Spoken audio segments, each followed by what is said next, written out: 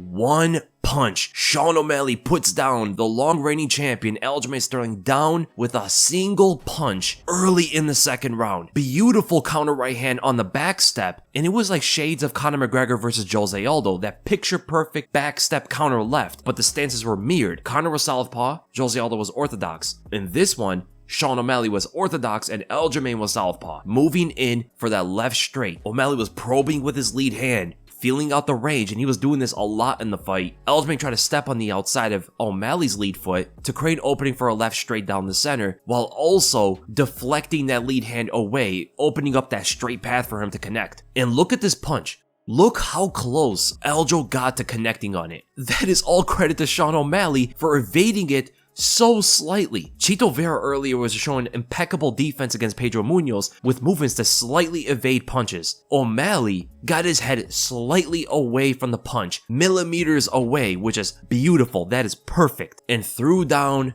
that right hand. When you look at the slow motion, it looks so much better. Perfect punch as Aljo drops his hand because he reached so far forward. He punched over his own knees. He didn't bring his legs with him. Caused him to way overextend looking for the punch. He got reckless. And you never get reckless against Sean O'Malley. One mistake and it's over. Drops Aljamain Sterling with that right hand and finishes with ground and pound. Now there are people saying that the fight was stopped prematurely. Was it really an early stoppage? I think you could have given Aljo a little bit more time, but he was eating a lot of shots. At the end there, he was trying to get up, but it's not the worst stoppage in the world. But more importantly, a lot of people look at the first round as very uneventful. It was boring, like nothing was happening, when that was not the case. Sure, not a lot of attacks were getting thrown. Both guys were feeling out that round, and specifically Sean O'Malley used that first round to find the knockout. And how did he do that? So we know he didn't throw a lot of strikes, but there were a lot of feints, and specifically a lot of hand traps. And he mostly did that when Aljo was in the southpaw stance. Both guys were switching stances, and Sean O'Malley made sure many times to switch into the opposite stance of Aljo. This showed you that he was looking for that power hand on the open side. When both fighters are in opposite stances, both their power hands open up on each other. It's just you gotta line it up correctly. And O'Malley was doing this on purpose. He's the striker of the two. Aljo was trying to get this fight to the ground. Even though he didn't shoot much, he only shot 2 takedowns. His main game plan is to get the fight to the ground, but he just couldn't find the opening on O'Malley most of the time. But O'Malley was constantly hand trapping, with his lead hand trapping the opposite stance, Aljamain Sterling's lead hand, and that gave him the range in order to know exactly where he has to be if Aljo tried to do anything, if he tried to move backwards, if he tried to move forward. If he can keep that same kind of range, no matter which way Aljo was moving, he's going to be able to find his counter right. There was also a right hand to the body he threw early in the first round, which gave him another feeling of where he has to be to throw his right hand. And O'Malley was patient, man. He didn't throw too much out there. He didn't give many tells to Aljo of what he was doing. If he threw more strikes, he would have revealed the hand to Aljo.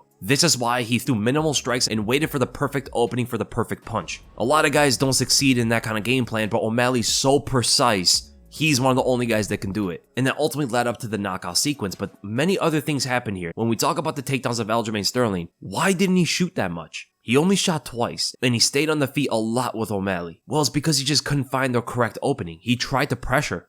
He tried to back O'Malley up, which he actually did, but whenever O'Malley was like midway from the black line to the cage, when he was in the middle there, he would get into a parallel stance and move left and right, throwing off Aljo's cage cutting. He didn't know where to go to cut off Sean O'Malley. It happened in the end of the first round where he finally found it, but throughout the whole first round, every time Aljo got him backed up and O'Malley got into his parallel stance moving left and right, you saw Sterling just completely lose him. He didn't know which way to go. It was a clear difference in footwork between the two. Great job by Sean O'Malley there. And then even resorted Aljamain Sterling to back up himself to try another method to create this kind of collision that he needs. He needs to get his hands on O'Malley. And this way, it's actually very similar to what Islam does sometimes, where he'll back up and get the opponent to rush in on him or throw something to engage him, to avoid the punch and clinch up. I think that's what Aljo was trying to do, because you do see in a moment right here, when Aljo backs up, he doesn't do much to break the pressure, which he absolutely can do easily. Shown later in that round where he was starting to throw leg kicks at him, easily backing up Sean O'Malley from that pressure. But when he was backing up himself, you do see a moment where he's taunting O'Malley to come at him. That right there showed me Aljo was backing up for O'Malley to come at him so he can clinch him. That's what I think he was trying to do. But O'Malley never took the bait. O'Malley barely threw any strikes when he was pressuring Aljo backwards. He was throwing a lot of feints and hand trapping. That's a mistake that Aljo made there with allowing this to happen. For a lot of that, Aljo was in the southpaw stance and Sean O'Malley was hand trapping him, feeling the range. This gave O'Malley a lot more confidence on where he has to be from range, because if you do remember, O'Malley said after the fight that he was nervous going into this. So the more confidence you give this guy by feeling out the fight and in that, feeling the range, the better he's going to perform. And we do know that Aljo did not have much success on cutting off O'Malley when he was pressuring him. So he tried another method. And then he went another route. He tried to open O'Malley up with leg kicks. He was throwing quite a bit of leg kicks at O'Malley. And then eventually at the end of the round, Sterling got uber aggressive. He put way more pressure on O'Malley, moving forward at him, trying to cut him off, and this time he does it correctly. When O'Malley moves out to his left to try to find an opening to move out, Aljo steps out on the same side, and he steps into O'Malley as well. So now at this position, Aljo can just shoot. He goes in for the takedown. It's not a great shot if we're going to be honest, but he just needs to create contact. That's all he wants. And